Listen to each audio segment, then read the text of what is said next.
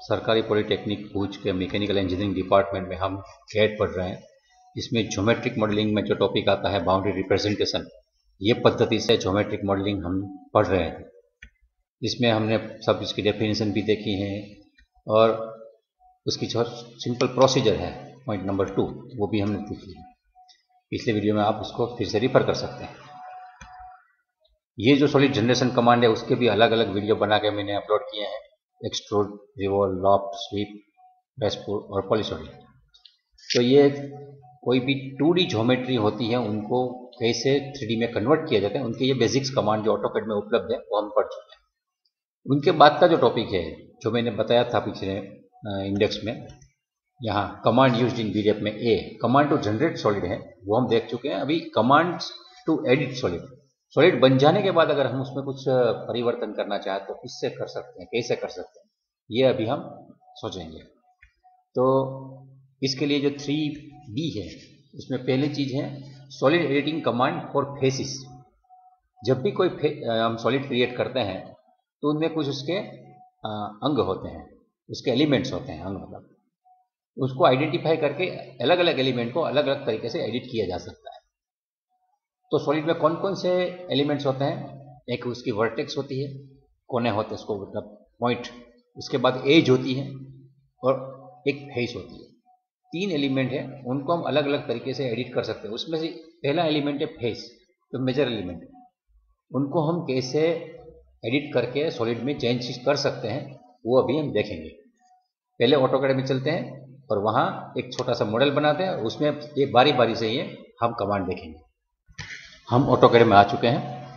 यहाँ मॉडलिंग में ये प्रिमिटिव्स वाला फेज हमने देख लिया है। इसके बाद में ये जो है ये BREF के कमांड्स हैं जिसमें हम 2D ज्योमेट्री में से 3D ऑब्जेक्ट क्रिएट करते हैं। ये सब भी वही है।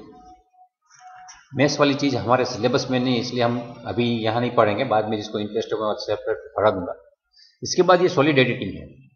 सॉलिड एडिटिंग में जैसे CSG में चाहिए वो बुलियन कमांड, सबसे पहले 3 हैं उनके बटन हैं। लेकिन इसके बाद जो है इसमें हमें जो देखना है फेस एडिटिंग, वो बीच वाला ये जो पूरा मेनू है वो हमें सहाय करेगा फेस को एडिट करने में। सबसे पहले हम एक छोटा सा मॉडल बनाते हैं और बाद में फेस एडिटिंग देखते हैं।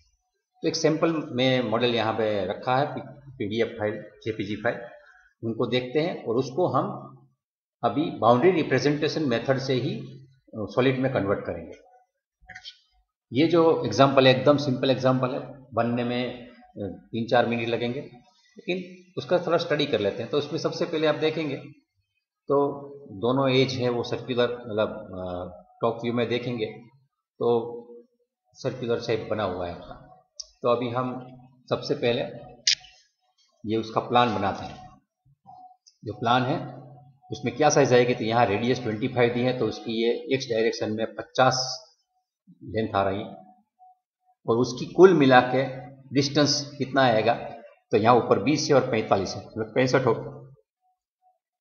65, यहाँ 25 और ये भी 25, मतलब 50 और छोड़ दीजिए तो 115 हो जाएंगे।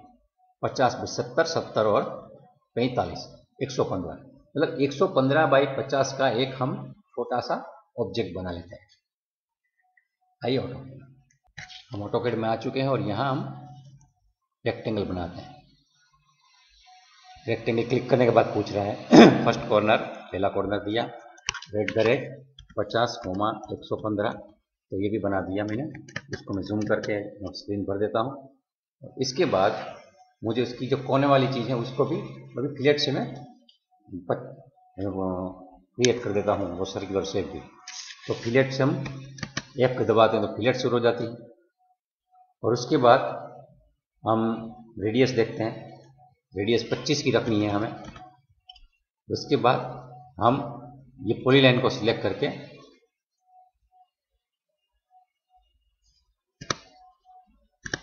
बना दें। अभी ये बन गया, फिलेट की मदद से ये एक शेप ये बन गया है। जितना X डायरेक्शन में है, जितना Y डायरेक्शन में, तो इसके हिसाब से मैंने ये शेप बनाया। अभी मैं आगे भी वो फिगर देखता हूँ और क्या बन सकता है, यही स्केच में देखते हैं। ये सेंटर में एक 11 की रेडियस का एक फुल सर्कल है और यहाँ पे एक 14 की रेडियस का फुल सर्कल है। तो हम ये दोनों सर्कल अभी बनाते हैं ऑटोकैड में। कमांड सर्कल, यह सेंटर में से 11 का और ये सेंटर में, सॉरी, ये सेंटर में 14 का, ऐसा कोई बन गया। अभी मुझे ये देखना है कि इसकी मुझे थिकनेस क्या देनी है, तो मैं फिर से वो स्केच देख लेता हूँ। तो यहाँ नीचे 15 की थिकनेस दी है, तो मैं 15 की थिकनेस सबसे पहले बनाता हूँ। सबसे पहले मैं यहाँ प्रेस पुल कमांड ही देता हूँ, डायरेक्ट प्रेस पुल कमांड, और इसके बीच में मैं सिलेक्ट करता हूँ और थिकनेस पूछ रहा है, हाइट मैं 15 की देता हूँ। ये 15 की हाइट बन गई। तो ये पहला बेसिक सेक्शन तैयार हो गया। अभी जो मुझे बनाना है, ये वाला राइट साइड का पोर्शन थोड़ा ज़्यादा ऊपर है। ये शेप अभी तैयार हो गया, लेकिन राइट साइड के पोर्शन में भी ओरिजिनल मॉडल में जाके देखेंगे तो थोड़ी हाइट ज़्यादा है, तो वो कैसी है वो मुझे जाके देखना पड़ेगा। यहाँ हम देख रहे हैं कि ये जो 25 उसके बाद 45 वहाँ एक एज बनाई है और वहाँ से उसने 30 की एक्स्ट्रा हाइट दी है, मतलब कुल मिला के 45 की है। तो मुझे वो पोर्शन सिलेक्ट करना पड़ेगा। तो ये जो मुझे यहाँ एक लाइन बनानी है, वो सबसे पहले मैं लाइन क्रिएट करूँगा और उनको वहाँ फिर से मैं प्रेस पुल कर दूंगा। आइए ऑटोकैड में जाके देखते हैं। छोटी सी लाइन बनाता हूँ, लाइन यहाँ से ये डायरेक्शन में जाना है मुझे, तो ये डायरेक्शन में कितनी है, 50 की। ये लाइन बन गई है, लेकिन ये यहाँ पे एग्जैक्ट यहाँ पे नहीं है, थोड़ी अंदर है। जितनी अंदर है वो उतना मैं ले जाता हूँ। तो मैं मूव कर रहा हूँ, कमांड इसके लिए है, मालूम है हमें, मूव कमांड, सिलेक्ट ऑब्जेक्ट। अगर क्लिक नहीं करना है तो जब भी हमने पिछले लास्ट में जो ऑब्जेक्ट किया है सिलेक्ट करना है उनको, जो क्रिएट किया उनको, तो एल दबा के हम सिलेक्ट कर सकते हैं। सिलेक्ट ऑब्जेक्ट के सामने एल लिख दीजिए, एल, और एंटर दबाइए तो 1 फाउंड आ जाएगा। और एंटर दबा के मैं अभी कहीं पे क्लिक करता हूँ, जो फर्स्ट पॉइंट है और सेकंड पॉइंट मुझे इसे जाना है 45 तक, तो 45 पे चला गया। तो अभी ये लाइन मुझे दिख रही है। देखने में अगर तकलीफ हो रही है आपको स्क्रीन पे, तो मैं यहाँ हिडन मोड में चला जाता हूँ, छोटी सी लाइन आपको दिखेगी। अभी मैं प्रेस पुल करके उसको 30 पे अप ले लेता हूँ, प्रेस पुल, और इसको 30, तो ये पोर्शन भी मेरा बन गया अभी। तो आप देख रहे हैं कि एकदम शांति से ये हमारा मॉडल तैयार हो रहा है, कोई जल्दबाजी नहीं है और कोई इतना कॉम्प्लिकेशन भी नहीं है। अभी मुझे वो वाला टेपर वाला पोर्शन बनाना है, वो कैसे बनाते हैं देखते हैं। पहले उसकी डायमेंशन ऑब्जर्व करते हैं। डायमेंशन में आप देख सकते हैं ये लेंथ 30 है और ये लेंथ 10 है। तो अभी हमें हाइब्रिड में करना है, तो सीधा हम वेज बना के वहाँ डाल सकते हैं। कभी कभी हम हाइब्रिड मॉडलिंग बोलते हैं, तो कुछ पोर्शन हम बीरेप की मदद से बनाते हैं और कुछ पोर्शन हम CSG की मदद से बनाते हैं। तो मतलब अलग से हम वो बना के वेज बना के यहाँ रख के उसको यूनियन कर सकते हैं, लेकिन वो एकदम आसान तरीका भी रहेगा, थोड़ा लंबा तरीका भी रहेगा। अभी हमें जो बनाना है एकदम सिंपल, यहाँ बीरेप से ही बनाना है। तो 30 बाई 10 का एक मैं रेक्टेंगल बनाता हूँ और उसको मैं प्रेस पुल करता हूँ। सबसे पहले यहाँ रेक्टेंगल में गया, मैं रेक्टेंगल में क्लिक किया और @10, 30, एक छोटा सा ये बन गया। इसको मुझे मूव करके इसका मिड पॉइंट यहाँ पर बिठाना है, ये बैठ गया। इसको मुझे प्रेस पुल करना है 30 तक। क्लिक किया 30, और बाद में एक लाइन बनानी है मुझे, लाइन कमांड, ये कोने से ये कोने तक, एंटर दबा दिया और फिर से मैं प्रेस पुल दबाता हूँ और ये साइड क्लिक करता हूँ बाहर तक। तो ये जो शेप है मेरा बन गया है। तो बेसिकली ये एक शेप हमने क्रिएट कर लिया है। अभी हम निश्चिंत हैं, हमें कोई काम बाकी नहीं रहा है। मैं इसका शेड वेरिएशन कर देता हूँ, हिडन में से शेडेड विथ एज। तो जो शेप हमें फिगर में दिया गया है यहाँ पे, यही चीज यहाँ अभी बन चुकी है पूरी डायमेंशन के साथ, एक भी जगह पे कोई तकलीफ नहीं है। अभी समझो हमें जो सीखना है वो सॉलिड एडिटिंग कमांड सीखना है और फेस को एडिट करना है। जैसे मैंने आपको बताया था solid editing command for faces, इनकी मदद से इसको भी मैनिपुलेट कैसे कर सकते हैं। तो सबसे पहले आप देखेंगे कि मूव कमांड है, मूव फेस। अभी यहाँ ये जो होल है कितने साइज का है, तो आप बोलेंगे ये होल है 11 के साइज का है। लेकिन समझो आप ये होल को कहीं घुमा के दूसरी जगह ले जाना चाहते हो तो क्या करोगे। ये होल मुझे यहाँ ठीक है, अच्छा है, लेकिन ये पूरा का पूरा होल मुझे थोड़ा दूर ले जाना है, बाहर निकालना है। तो उस वक्त आप ये क्लिक करेंगे यहाँ, तो उसमें जितने ऑप्शन आपको दिखाई देते हैं उसमें एक मूव फेस करके आता है, मूव फेसिस, ये क्लिक कीजिए। तो यहाँ सॉलिड एडिट में सिलेक्ट फेस ऐसा नीचे आपको ऑटोकैड पूछता है कि आपकी फेस में मूव करने के लिए तैयार हूं, अब मुझे फेस दीजिए कौन सी मूव करनी है। तो मैं ये वाली फेस सिलेक्ट कर रहा हूं। तो नीचे लिख रहा है 1 फेस फाउंड। अभी ये फेस मेरी उसने ढूंढ ली है, मैं अभी एंटर दबाता हूं तो अभी पूछ रहा है कि आप एक बेस पॉइंट दीजिए। तो मैं समझो एक बेस पॉइंट दे रहा हूं यहाँ पे, और इस डायरेक्शन में समझो मैं 10 का एंट्री मारता हूं, 10। तो आप देखिए होल पूरा का पूरा शिफ्ट होके इधर चला गया। तो ये अभी हमने क्या किया है, फेस को एडिट किया है।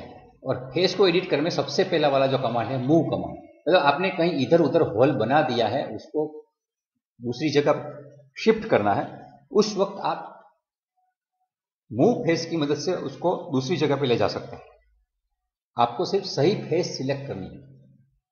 ठीक इसी तरह समझो आपने ये बनाई है ये रिप, इसको भी आप घुमा के दूसरी जगह ले जाना चाहते हैं थोड़ी अंदर, तो वो कैसे जा सकती है। तो वो भी यही तरीके से मुझे करना क्या है, सबसे पहले मूव फेस, इसको क्लिक करना है। मूव फेस क्लिक हो जाती है, बाद में पूछते हैं सिलेक्ट फेस, तो मैं फेस सिलेक्ट करता हूं ये वाली, इसके बाद ऊपर वाली।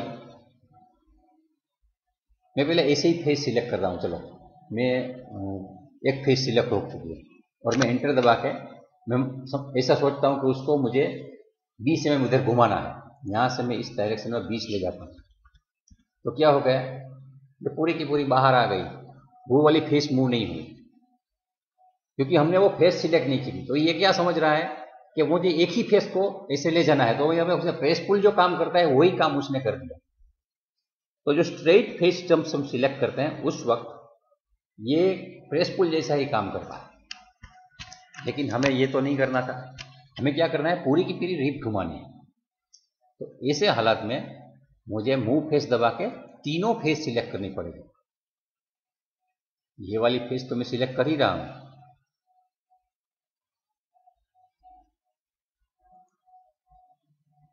लेकिन ये फेस भी मुझे लेनी है और दूसरी फेस भी मुझे लेनी है।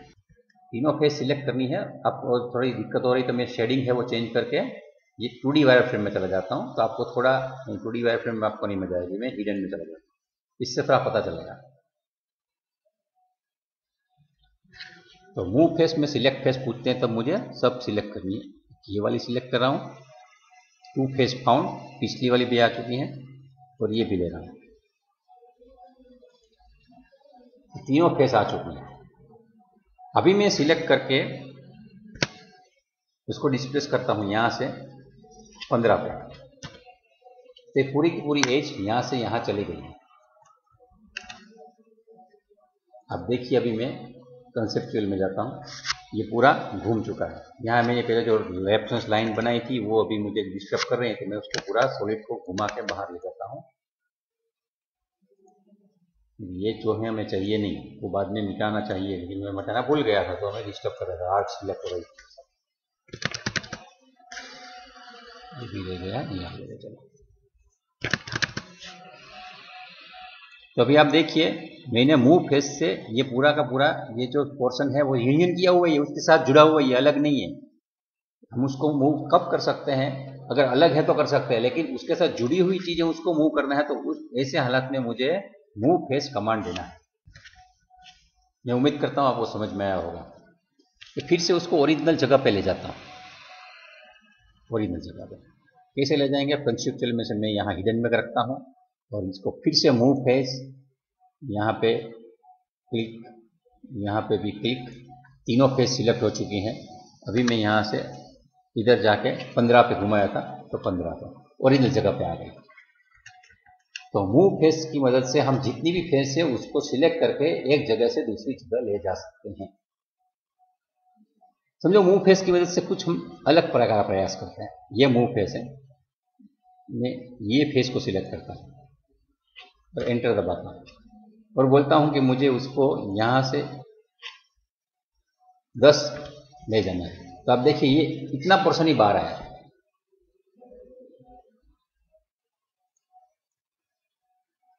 देख रहे हैं। तो हम जितना सिलेक्ट करते हैं उतनी फेस को वो मूव करेगा एक डायरेक्शन से दूसरी जगह पर, जितना भी बीच का सॉलिड है वो अपने आप क्रिएट हो जाएगा। तो सिंगल ये हमने जो सर्कल सिलेक्ट किया था वो सर्कल में भी ऐसा ही हुआ था, वो सर्कल पुराना मिट गया, नई जगह पर शिफ्ट हो गया। अभी हम एक दूसरा प्रयास करते हैं, उसके बाद वाला कमांड देखते हैं। मूव का जनरल पर्पस मैंने दिखा दिया है, उसको बाद में जैसे जैसे मॉडल बनाते जाएंगे ध्यान में आएगा। उसके बाद है ऑफसेट कमांड।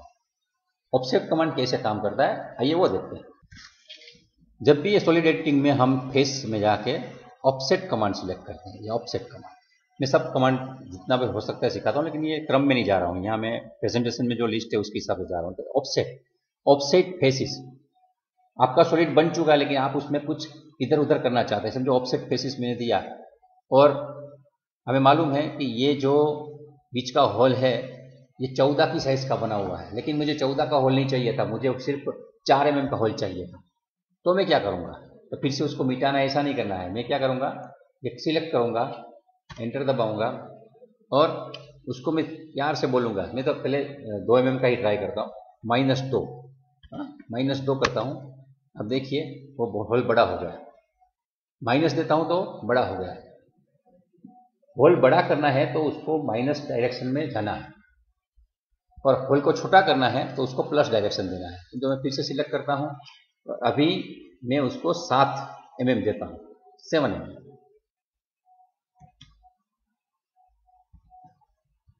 देखिए होल छोटा होगा, ये आप इसे देखेंगे तो पता चलेगा कि कैसा है। ठीक है, होल भी छोटा हो गया। तो होल बनाने के बाद होल को छोटा कैसे करेंगे, कोई अगर आपको पूछता है तो उस वक्त आपको ध्यान में होना चाहिए कि ऑफसेट की मदद से कर सकते हैं। बड़ा करना है तो भी ऑफसेट की मदद से कर सकते हैं, लेकिन होल को छोटा करना है तो आपको ऑफसेट डिस्टेंस पॉजिटिव डालना है और बड़ा करना है तो नेगेटिव डालना है। फिर से एक बार मैं यहाँ दूसरे वाले होल में डेमो करता हूँ। ऑफसेट फेसिस, ये इसके बाद नीचे पूछता है सिलेक्ट फेसिस में ये वाली फेस सिलेक्ट करता हूँ और एंटर दबाता हूँ तो मुझे स्पेसिफाई ऑफसेट डिस्टेंस, हमें मालूम है कितना ऑफसेट होल का रेडियस था, रेडियस 11 का था, मतलब 22 का डायामीटर है। 22 का डायामीटर अगर मुझे उसको 10 का डायामीटर करना है तो कितना चेंज करना पड़ेगा, 22 - 10 मतलब 12 मतलब 6 का ऑफसेट लगाना पड़ेगा। तो मैं 6 का ऑफसेट लगाता हूं तो जो बीच का होल अभी 22 mm डायामीटर का है वो 6 mm का हो जाएगा। तो जब भी आपको होल की साइज चेंज करनी है तो इस हिसाब से थोड़ा कैलकुलेशन करके आप फेस को मैनिपुलेट करके वही मॉडल को यूज कर सकते हैं। ये कब काम आता है, जब आपके पास प्रोडक्ट की वेराइटी है, एक मॉडल बना लिया, उसमें मॉडिफिकेशन कर दो, उसकी दूसरी कॉपी बना लो, कॉपी बनाने के बाद आपको जो चाहिए वो रख लो। वो भी कैसे करते हैं वो भी देख लेते हैं। चलो, तो अभी ये हमारा जो मॉडल यहाँ पड़ा है इसकी मैं क्या करूँगा, कॉपी बनाऊंगा, सिंपली कॉपी। यहाँ से ऐसे बना है और इसको मैं यहाँ से यहाँ रख देता हूँ।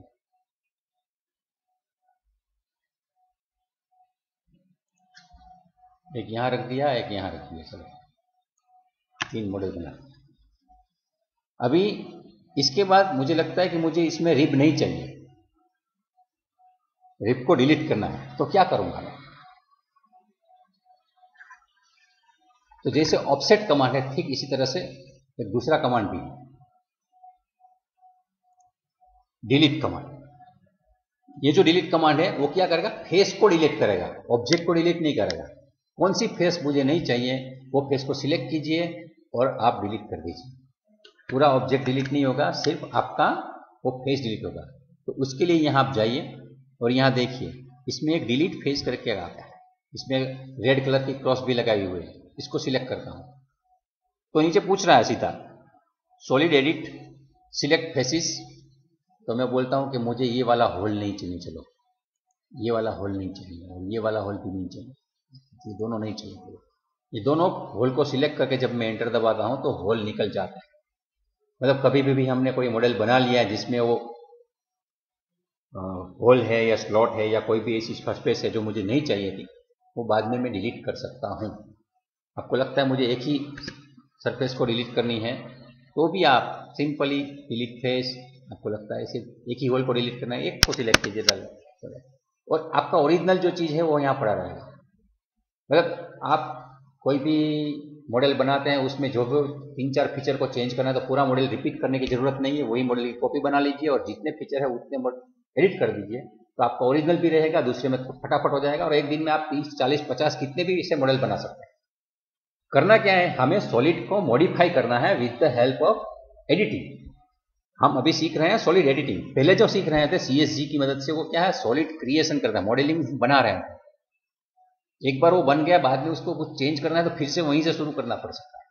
लेकिन ये ऐसा नहीं है, आपने बना लिया है, बाद में आप उसमें फर्क कर रहे हैं। तो ये एक बहुत महत्वपूर्ण चीज है। समझो आप रिप को भी मिटाना चाहें, इसमें रिप को मिटाना चाहता हूं तो कैसे मिट सकते हैं, तो उसके लिए भी आपको डिलीट फेस देना है।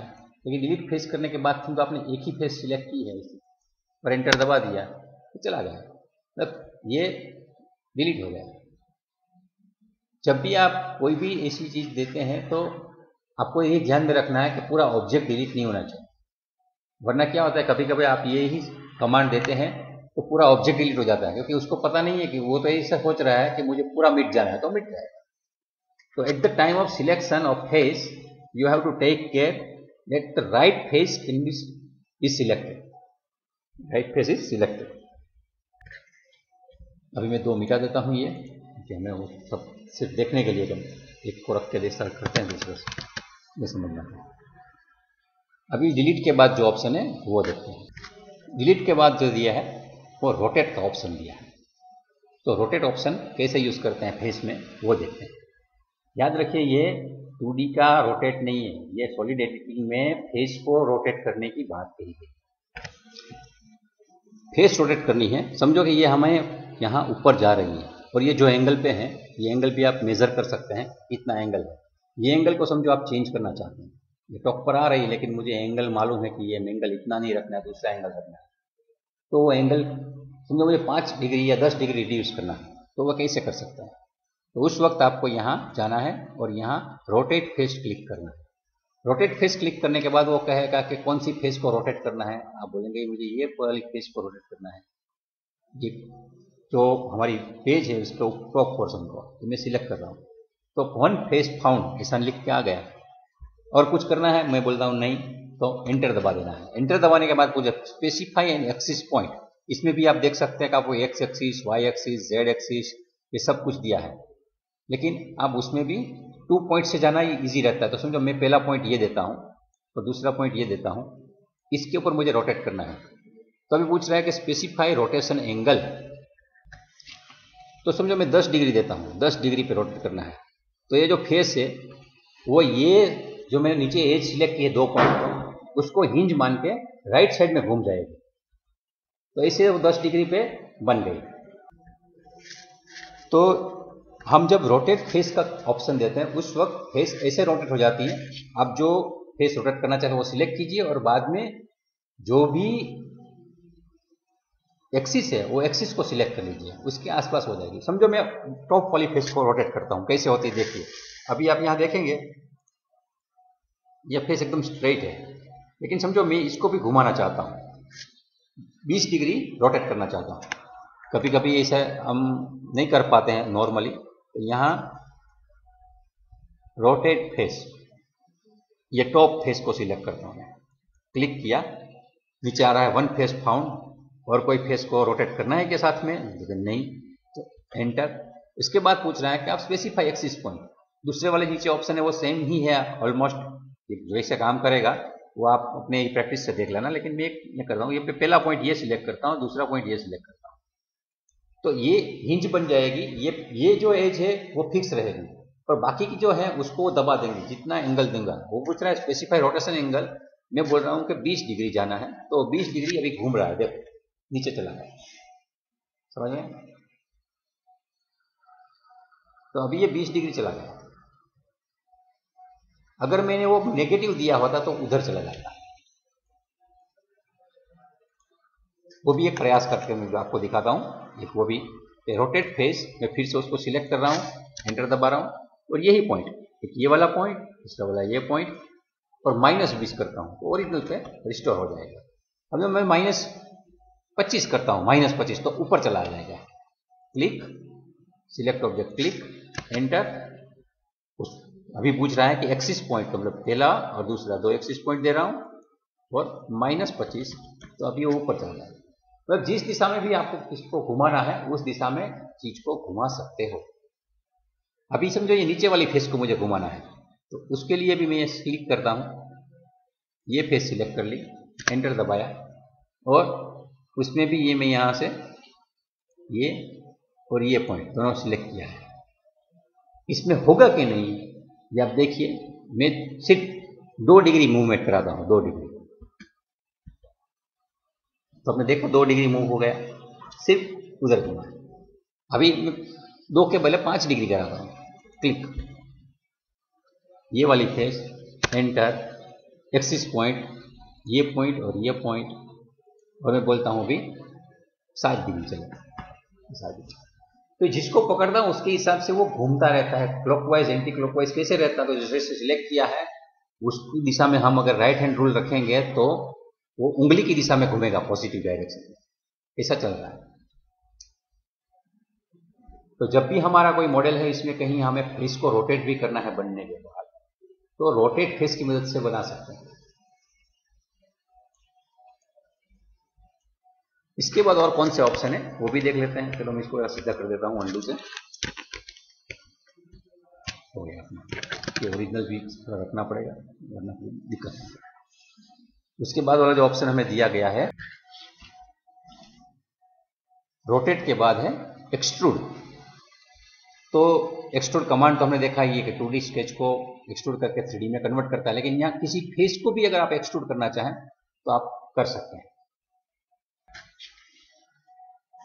अभी समझो आप ये जो फेस है इसको एक्सट्रूड करना चाहते हैं, तो यहाँ क्या करेंगे, ये क्लिक करेंगे, तो इसमें सबसे पहला ऑप्शन है एक्सट्रूड फेसेस, मैं क्लिक करता हूँ, नीचे पूछ रहा है सिलेक्ट ऑब्जेक्ट, तो मैं ऊपर का ये सिलेक्ट कर लेता हूँ। और कोई एक्सट्रूड करना है, नहीं करना है तो एंटर दबा दीजिए।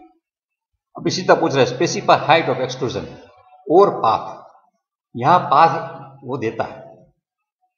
इसमें हमने मूव कमांड दिया या ऑफसेट कमांड दिया, उसमें वो पाथ नहीं आता था, लेकिन एक्सट्रूड में वो पाथ देगा। इसका मतलब है आपने समझो कोई सर्कुलर शेप बनाया है तो उस पाथ में भी वो एक्सट्रूड हो जाएगा, वो बाद में देखते हैं। लेकिन अभी हम उसको हाइट में देते हैं कि समझो मुझे 25 का एक्सट्रूजन देना है तो 25 ले लेगा। बाद में पूछे कि आपको कोई टेपर देना है क्या, मैं वहां टेपर भी देना है 45 का, तो 45 का टेपर दूंगा। तो आप देखिए उसने ये फेस को इस हिसाब से एक्सट्रूड 45 की साइज पे कर लिया है।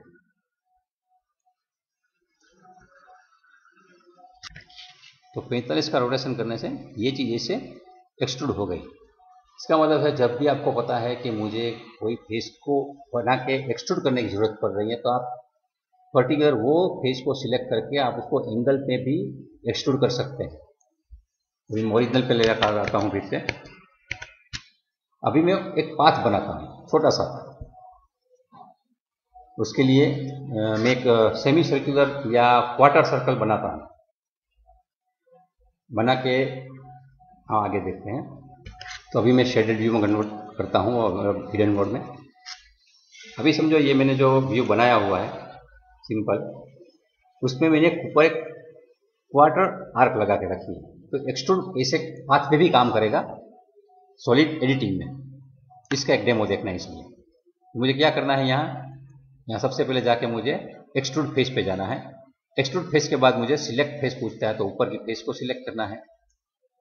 ऊपर की फेस सिलेक्ट नहीं हो रही है, लेकिन मुझे रिमूव करना पड़ेगा, तो रिमूव कर देता हूँ ये नीचे वाली फेस।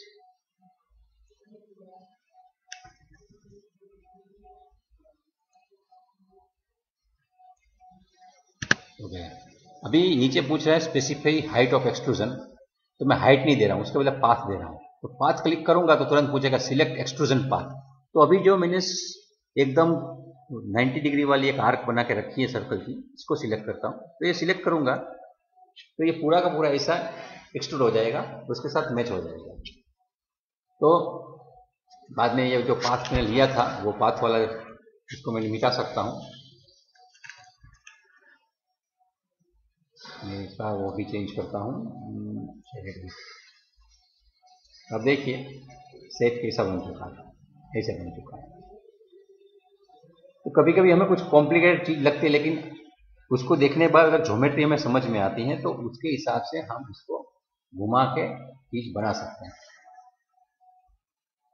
तो एक्सट्रूड का उपयोग जो भी फेस है उसको किसी पाथ के ऊपर हम एक्सट्रूड कर सकते हैं, या कोई डायरेक्शन में भी कर सकते हैं, और टेपर के साथ भी कर सकते हैं। आपको लगता है कि मेरी ये रिब है उसको मुझे खींचना है, तो आप उसको एक्सट्रूड की मदद से खींच सकते हैं। ये एक्सट्रूड यहाँ लिया, एंटर दबाया, और यहाँ से यहाँ हाथ खींचा तो 0 डिग्री पे हो जाएगा। तो इस हिसाब से ये हो जाता है। तो एक्सट्रूड की मदद से आप ये भी कर सकते हो। उस तरह वाली एज को जब घुमाना है तो इसको भी आप थोड़ा यहाँ से इसे सेटिंग करके ले लीजिए, और फिर से आप एक्सट्रूड कमांड दीजिए। ये स्ट्रेट आपको जब एक्सट्रूजन करना है तो एक्सट्रूड करना जरूरी नहीं है, आप उसमें मूव भी कर सकते हो। मूव फेस करोगे, इसको सिलेक्ट करोगे, और इसमें भी आप यहाँ से इसे कर दोगे तो फेस मूव हो जाएगी, एक्सट्रूड जैसा ही काम करेगा। मतलब स्ट्रेट में जब मूवमेंट कराना है तो आप मूव से भी करवा सकते हो। एक्सट्रूड में आप जब पाथ पे जाना होता है तब आप एक्सट्रूड करा के तो अच्छा रहता है। दूसरी बात है, मूव कमांड से होल मूव हो सकता है, लेकिन एक्सट्रूड नहीं हो सकता। मैं डेमो करके दिखाता हूँ। समझो यहाँ पे एक्सट्रूड करना है, तो ये वाली समझो सर्कुलर फेस, ये सर्कुलर फेस को मैं एक्सट्रूड करना चाहता हूँ। तो एक्सट्रूड फेस में सिलेक्ट कर रहा हूँ ये वाली फेस, तो 1 फेस फाउंड, एंटर। अभी पूछ रहा है कि आप स्पेसिफाई हाइट, समझो मैं 10 mm को ही एक्सट्रूड करना चाहता हूँ। 10 करके एंटर दबाता हूँ, वो पूछेगा ये एंगल कितना चाहिए, मैं 0 रख रहा हूँ। तो क्या कह रहा है, non planar face can not be extruded, मतलब कोई भी स्ट्रेट फेस है, प्लेन फेस है, वही एक्सट्रूड हो सकती है, नॉन प्लेनर फेस एक्सट्रूड नहीं हो सकती। तो ये आपको ऑब्जेक्टिव में पूछा जा सकता है, कभी एग्जाम होती है कहीं पे, कि एक्सट्रूड इसमें एक्सट्रूड चलेगा या नहीं चलेगा, यस और नो। तो आपको करेक्ट फेस सिलेक्ट करके आपको आंसर देना पड़ सकता है। एक्सट्रूड के बाद कौन सी ऑप्शन हमारे पास अवेलेबल है वो देखते हैं। Move, offset, delete, rotate. Extrude के बाद अभी एक टेपर है, तो टेपर के बारे में हम स्टडी करते हैं।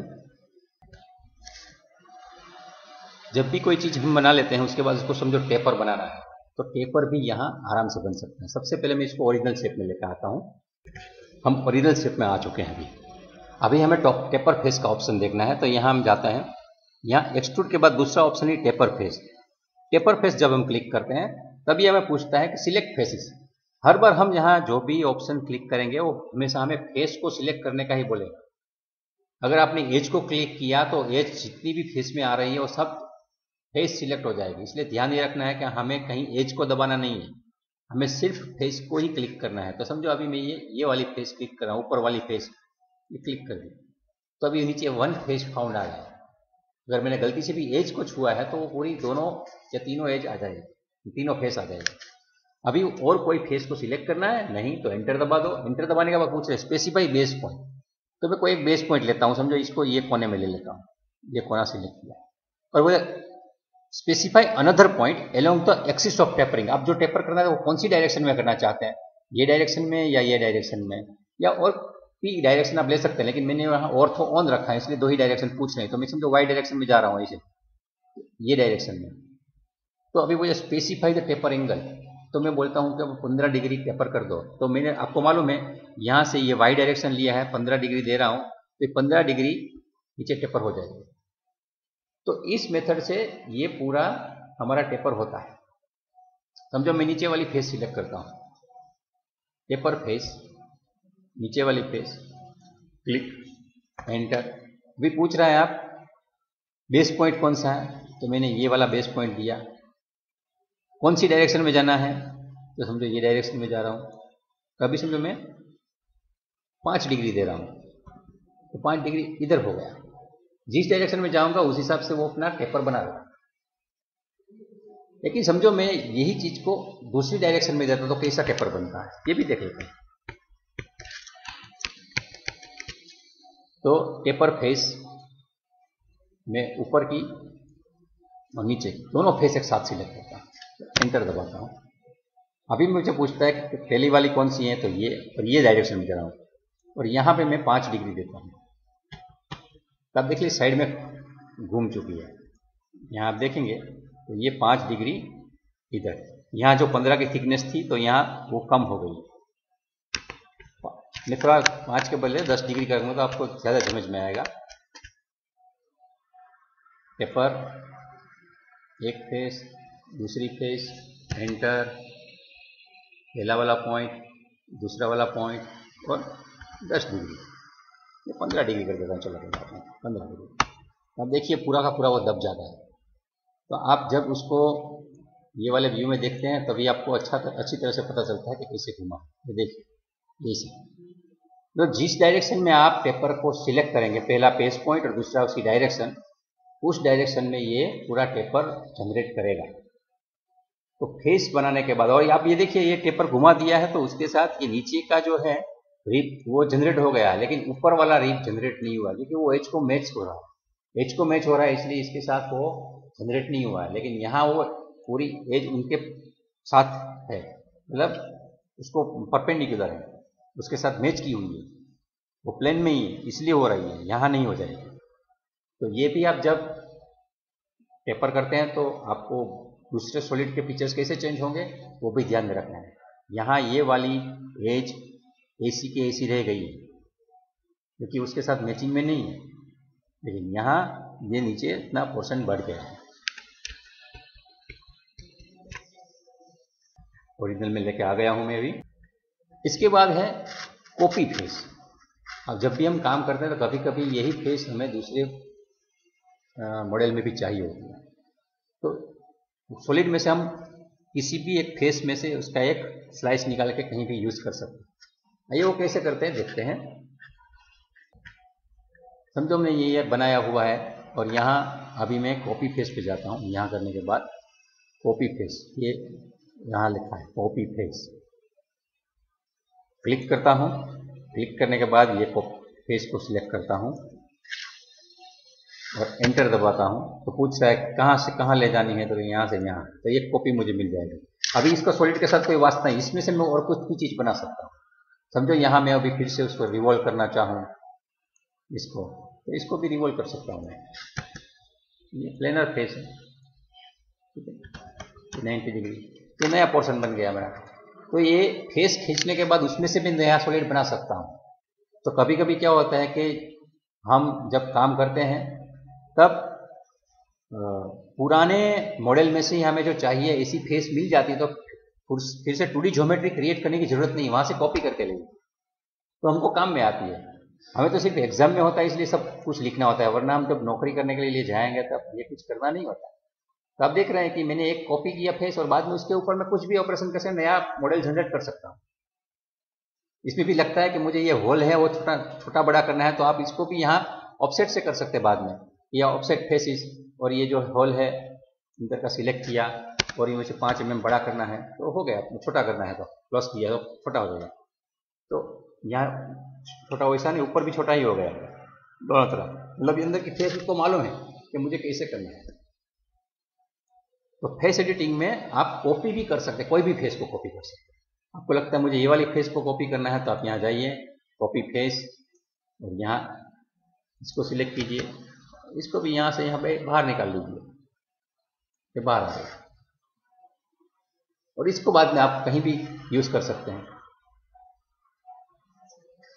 और ये इसी जरूरी नहीं, आप ये वाली कॉपी फेस भी कॉपी कर सकते हैं। जो आपको ये चाहिए ये वाली, तो ये वाली फेस भी आपको मिल जाएगी। और आपको लगता है पूरी की पूरी मुझे मॉडल की सब फेस चाहिए, सिर्फ उसका सरफेस मॉडल बनाना है, सॉलिड नहीं बनाना है, तो आप उसकी सब फेसेस सिलेक्ट कर सकते हैं। अब जो मैं यहाँ आपको सिलेक्ट करके दिखा तो इस कॉपी फेस करता हूँ और ये ठीक है, मैंने सिलेक्ट कर लिया है, तो ये पूरा का पूरा बाहर आ गया। लेकिन अभी ये सॉलिड नहीं है, दोनों लगते हैं एक जैसे हैं, ये भी लगता है ये भी लगता है, लेकिन ये सिर्फ फेस है। मैं इसको सिलेक्ट करके डिलीट करूंगा तो अंदर होल ही है। देखिए इसको सिलेक्ट किया, डिलीट किया, कुछ नहीं है, सॉलिड नहीं है, सरफेस ही थी।